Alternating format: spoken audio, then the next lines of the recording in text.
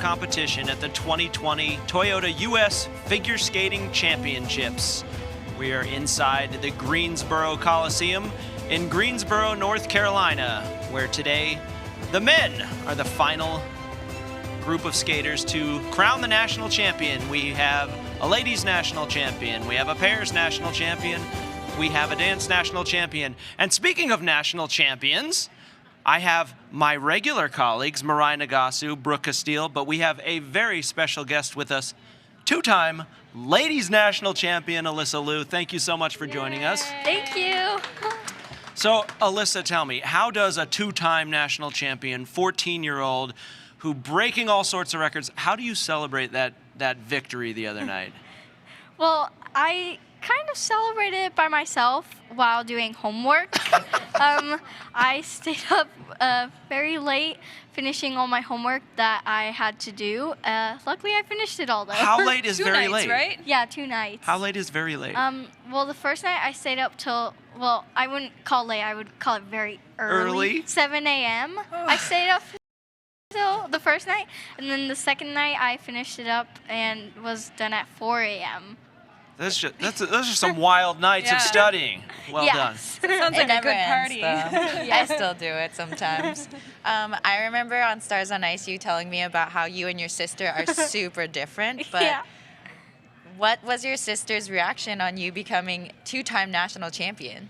She actually texted me. She's like, awesome long program. And I said, That's it? Or? yeah, that's it. And then I texted back, ha, ha, ha. Thank you. Well, here's your performance. This is the triple axel. You're setting all sorts of records. Last year, you'd rehearsed to do 2 triple axels in competition. Then this quad lutz, the first time that's been attempted by a lady at the national championships. What else can you do? Are you breaking records every time you're stepping out on the ice? You working on any other secrets that we should know about? Right now, I haven't been working on any do jumps. I've just been working on repetition for the jumps I have in my program. But maybe I will start working on new jumps soon. How many quad lutzes do you practice a day? Like 4 a day, 5 a day. Depends on the day. 5 a day, on the every day. hour until 7 a.m. Thank God I don't do that. Okay, Just when homework. I first met you, you were super into slime, and is that still a thing, or what are you into now? What are the young kids doing? What are the 14-year-old national champions doing for fun? I still like slime. I gave some of it to my siblings, which I regret doing. They made a mess of the house. They started dyeing the slime all different colors, dyed the sink, dyed their hands, dyed their desks, dyed the wall. Did you have to clean it up, or? Yeah, I helped you them like clean cleaning, up. Yeah, right? I don't know why. It's like I just do Let it. everyone know you're the oldest of how many siblings? 4. There's 5 of you, though, Yeah, right? there's 5 of us. You have 4 younger siblings. Yeah. Yeah, So that's you're- a big role, being a big sister in a big family, huh? Yes. Yeah. So you're a role model not only in your own home, but also the entire country. That's a lot of pressure, right? I didn't think about that. You're like, oh, I guess it is. Guess it is. Yeah. So in the short program is, you're not allowed to do quads in the short program as a lady. The men are. Is that something you would prefer to have changed? A rule that you would like to have? Yeah, I wouldn't mind having a rule that lets you do quads in the short. Especially because you can do one, right? Yeah, I wouldn't mind that at all. Do you think they're going to change the rule? They might, now that there's more girls who can do quads. I agree. Okay, so with that being said, let's say you can do a quad in the short program. Let's say you could do maybe 2 quad lutzes and a triple axel in a short program. My question is, do you think you can beat Nathan Chen in a short program competition? No. I don't know. think I so. think that would be close. No. No. It would not be Everyone close. maybe but Nathan. Yeah, now you're thinking about it, right? No. Yeah. Okay, so when I was training, it never even crossed my mind to even attempt a quad lutz. Why did you even try? Were you one day just like, I think I can do it? Well, I always liked triple lutz, and at first the quad I was attempting first was quad sow, and it wasn't that good, I would say. And so I was like, you know what? Because I didn't like triple sow as much as triple Lutz. I don't like sow cows at all. Yeah. It's just like that edge. I can't no. feel it, right? Yeah, it's weird. Sometimes But you do you're half loop tilted. sow so easily. Yeah, I don't know. In half loop sow, it's easier than just plain sow. Sometimes you get tilted or something. But I was like, since triple Lutz is my favorite triple and easiest, I guess, I was like, let's try quad Lutz. And it was terrible at first. Terrible, horrible. But I kept working on it, and I eventually landed one. Eventually. So you got to do the Junior Grand Prix circuit this season. Where did you get to go? Any cool countries? Yeah, so my first Junior Grand Prix was, well, it was in the U.S., but it was in Lake Placid, so still Mine very too. cool. Really? The red seats, they're very unique, right? Yeah. I think I actually was like probably 1 year older than you, but I remember looking up and thinking, there's no one here. That's kind of cool. Well, what was it like that for you? Or Yeah, there weren't too many not people yeah. there. It's hard to get to, right? Yeah. So where was your second one? It was in Poland. Cool. So, How was that? Did you get to go do anything? I forgot. Well, yeah, actually we did. After I competed, we went to, I think Old Town, and then we went somewhere else, got ice cream, and then it was really good ice cream, but I still like Italy gelato better. Oh, yes. Yeah. Well, I think most people do. That Yeah. sounds great. well, Alysa, thank you so much, and congratulations on a fantastic performance defending your title here. And good luck for the rest of the season. I know you have the Junior World Championships as well, so good luck there, and congratulations on a fantastic Thank competition. you. And good luck on your homework. Yes. More importantly. Yes. Try Yeah. to get it done earlier than 7 a.m. Yeah. From now on, thanks. so you can Yeah. get some sleep. From now on, I'm never doing it. No. Totes my goats. Thank you. So, Thank you. turning our attention now to the men's free skate. Thank They you. have the short program they skated the other day, and now after the short program, Nathan Chen has a commanding 14-point lead. So let's take a look at the standings after the short program. 114 points for Nathan Chen.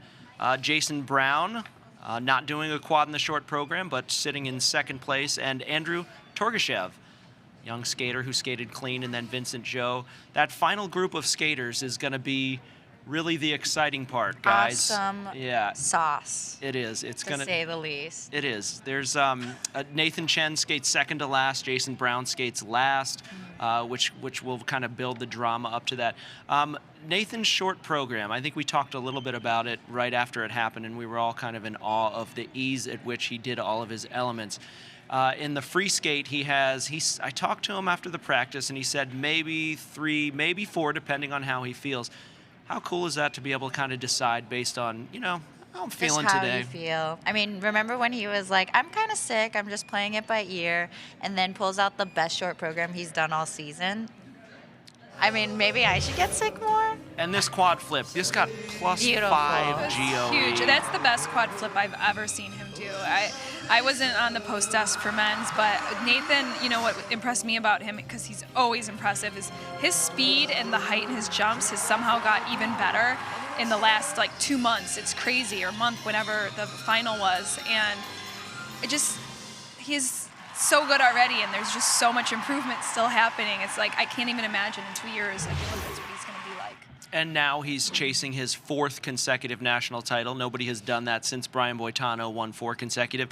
And, we were talking about this a little earlier. It's funny how, the last time he was here in Greensboro, North Carolina, were the 2015 U.S. Championships, and he placed 8th at those. That's the only time he has ever finished off of the podium at a national championships. I mean, that's pretty impressive. I kind of have a feeling that he might do better than 8th here. Like maybe 7th or 6th. I think he'll probably be pretty good. I think he'd be happy It's a with safe 5th. bet. I have a question for you. When you talk about he's going to just decide at some point if he's going to do 3, 4, or 5, I have never been in the position where I could just decide what I'm going to do in the program. Like if I decided I'm going to do an extra set of twizzles, like Tanith would murder me. Like it's just not okay when you have a partner. You have to do the same thing every time, exactly the same, or you get like the death stare. So what is that like? What is that process like? I cannot comprehend that. Well, I think he's kind of reached a point where he's really in his comfort zone now as far as training goes. And so once he's in that comfort zone in training, it's now starting to transform over into performances as well. Where I watch him do triples at quads and they look like triple jumps. And you can make changes as you're going based on how you feel when things are that comfortable. It's like, the quad toe was nice. I may just put a triple toe on the end of it here, or I may do a triple toe on the end of another quad. Is he abnormally good at it though? Because I feel like there He's are some abnormally good at performances. everything. Yeah, that's true. Because there's times where people are like, oh, I missed the combination in the beginning. I'm going to throw it on at the end, or I need to add this here just to get an extra point because I didn't do it here. But he can like completely change a program, and that's pretty much unheard of, right? I mean, we saw him fall during practice, and I thought, oh my God, he's still kind of human sometimes. And he was just never trying know. to throw us off. He's slow playing us. He's like, I'm going to miss stuff just so they think that I'm one jump out of 375. Just tease everybody Just else tease a little everybody. bit. Well, I remember the good old days, right, where if you messed up a jump, you could just throw it in at the end, Yeah. be like, I'm going to do it again. And Yeah. that was always so exciting. Like, are Throwing they a going to backflip. do another triple axel at Well, the now end? you have to be a mathematician to do it. Like, Yeah. did I already do one? I got to do it in combination. If I do a second one, did I do too many? Yeah. You but have you to get really three think about it. combos. One is Right. a 3 jump. It's pretty basic, you know. It is, And but there have been many ultimately- people who have Yeah. done too many triple toes Shoma? before Yeah. and not gotten credit for it. Done a Shoma single Uno. toe instead of a double toe, or yeah. Yes, so Jason, as we said, has a very comfortable 14-point lead, but in second place is Jason Brown, who skated lights out in the short program. Nathan isn't first. She said Jason. Did I say Jason? Okay, Nathan. He's the one in first. Jason is the one who is in second. He's dressing up And as we Jason saw for a the moment. beautiful Yes. quad from him today did. during practice, and I'm like, oh, Hey. I hope he does it today in the competition, but does he really need it? Yeah, and that's always the question the mark question, with yeah. him. I mean, he skated the short program the other night, lights out, got a standing ovation, was focused in on all the things that he does very well, great spins, great presentation, great detail with the music, extension, all the things we know about Jason Brown. But the question mark, and especially competing on the international scene, is always the quad. And as you said, Mariah, he did beautiful quad toe in the practice this morning. So will he take that risk, try and push himself technically so that he can prepare for the potential world championship competitions? Or does he just skate clean in his comfort zone like he did in the short program? You know what's interesting is you were just talking for like 30 seconds, and I was watching and have no idea what you just said. That's what Jason Brown does to me. Like I have no idea what you were just talking Was about. it 'cause more I Jason or was it more mesmerized by me? him. I feel like I may have just been babbling. No, Wah, it was wah, wah, wah. Jason. He skated that short program and it finished, and I was like, it's over? That's it? Yeah. That had to have been 30 seconds. No, it was the same as everyone else, and I just instantly wanted more. I wanted to watch it again, and that's the magic that no one else has that he does, and you can't. Again, I have no idea what you're talking about, so I'm just going to talk about Jason. Well, I hope he goes for the quad Yeah. because he has nothing to lose, and his components are going to hold him up Right. over the other skaters. Yeah. And so I hope he takes this risk and he goes for the quad, and he has that practice run because, I mean, ultimately at the end of the day, we all know he's going to be at the World Championships right next to Nathan. Well, you said that his component marks are so great. He actually beat Nathan on components Yeah. by 0.11, I think it was, in the short program. But it's Nathan that you're competing with, so that just goes to show you that is a big strength of his. But as far as the quad goes here, mentally, what will that mean to him? To even just maybe you might hit it here, but not beat Nathan because he's doing many of them. But mentally, how does that help him if he were to hit one here? It's all about getting it out there, Yeah, right? absolutely. I mean, think that would be a huge deal for him to finally do one or attempt a really good one and get And it over would that shut us hump. all up. Yeah, because I Exactly. think this is the Which is problem. what we all want. This is Everybody the It would just problem make us shut talk up. more. with We'd be Jason. like, oh my He's God, can you probably believe- he knows what he needs. He doesn't need to hear us tell him. He doesn't need Right. to hear it from everyone. He knows. So for him to get over that would be a huge boost of confidence for him and reassuring. But ultimately, he's above everyone else without a quad. What will the quad do? Yeah. Right. I know.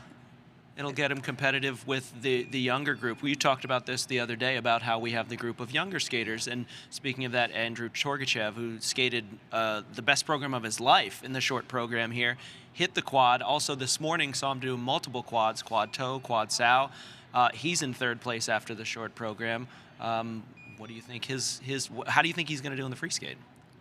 Ooh, I mean, I really want him to forget about that short program and just Yeah. head into the Yes. long with a fresh legs, basically, because that axle has always been a little bit shaky, and I want him to do really well. He also choreographed this program as well, and so, like Nathan, he can change the jump order. He knows he can rack up the points. It's kind of a chess game where if you miss one element, then you can put it somewhere else, and it's all about getting those points. So. And we've seen this so many times where someone will rock a short program and then they struggle so much with their mental Right. focus going into the long, because now they know, wow, like I could get that result that I want. I have the I possibility mean, this is now. the best he's placed in the Yeah, senior I mean, he's looking at a event. medal. He's looking at his first national medal, Well, and so and the world team. Yeah, the as potential well, world yeah. team. so how does he go into this and just? So Mariah said, forget about the program. You guys have been in that position where you hit that short program, and it's really different than if you have a terrible short program, right? Yeah, I was saying this free skate could be a really defining moment for his career, because he started off so awesome with that short program, and it's now, am I going to turn the page and be one of these guys, or am I going to have to recover from a disappointing free skate when I was almost there? Yeah. And I mean, he's still eligible for junior worlds, Right, but exactly. now looking at senior worlds. So I think this, however, puts Vincent in a great position because he's in fourth, but basically still tied to Torgashev, and I think it'll make him really hungry. I think hopefully he'll forget about what he's been telling the media about how he'll be lucky if he doesn't fall 6 times. I think he'll put it all out there and leave it out all on the table, and it's kind of what I'm hoping to see from Vincent. Well, and you mentioned earlier in our meeting that Vincent skates first of the group, the last 6, and that's a great position for him.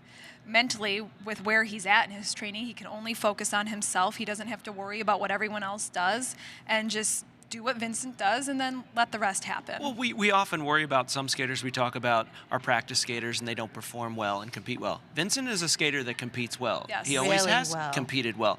And he has taken so much time off. He's been off the ice for numerous months, just back on the ice for about 4 weeks and preparing for this national championships. And we've seen him get better and better as the practices go on. Practice again this morning was great. He looked comfortable competing, and that's what I anticipate here, is that experience of competition and that competitive juices that he's good at. I see them shining through in this free skate. But as we said, it's important. He's now coming from behind. He's a world bronze medalist, and he's been second at this competition, so he's now on the bottom looking up. Maybe that takes a little bit of pressure off of him, but also puts the pressure on him because he wants to be on this world team. But it's his own pressure, right? Like he now knows the pressure is pushing him towards that goal that he wants, and when you have that target ahead of you, I think he's going to really flourish in that environment. Yes, and actually, Mariah, you were telling me about, as far as his competition or his preparation goes, how you guys used to train together in Colorado, and how you used to have long until it's clean day. Yeah, doesn't it sound like a death It sentence? sounds horrible. But it builds up the confidence. I'm a repetition skater. I like to do things over and over and over again, but I'm also not doing quads, so it's not as much of a toll on my body. I think it's definitely taken a little bit of a toll on Vincent, so we won't be seeing the quadlets from him today. I don't think. I don't No, think he has not been practicing it. Yeah, so The sow, yes. the sow, the toe, that's easy for him. So we'll see those. But yeah, long till it's clean day is a little bit brutal, but you know, that cardio gets you going. Pays and off when it the counts. stamina Yeah. gets strong. Yeah. Wow. And then also just 0.61 behind Vincent Zhou is Tomoki Hiwatashi, who skated awesome the other Yeah. night. Tons of energy with that Unbridled performance. I joy. want to know what he does to have that amount of energy. Like, He give wakes me up some in the of morning. that. It's crazy. You know him pretty well, right, Yeah, Ben? yeah, I've worked with him for a season or two now in Colorado, and he just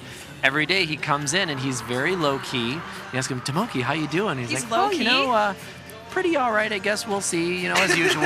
And then he goes and he just, this is him. He just I turns pretty into a all right, bundle I of guess. joy. Okay. Yeah. He That has was- an amazing. was He pretty was one okay. of my favorites yesterday. I absolutely loved every second of watching that program. I just he leaves nothing. Yeah.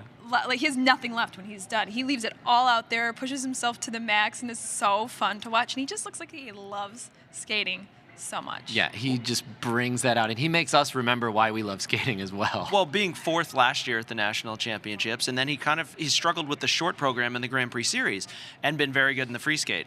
Well, here, now he's gotten by and got a great short program under his belt. Now can we see if he shines in the free skate like he has all season. So let's take a look also at the skating order as well. Let's think a little bit about the fact that Jason Brown skates second to last. Right after- Jason Brown skates last. after Nathan skates Nathan. second to last.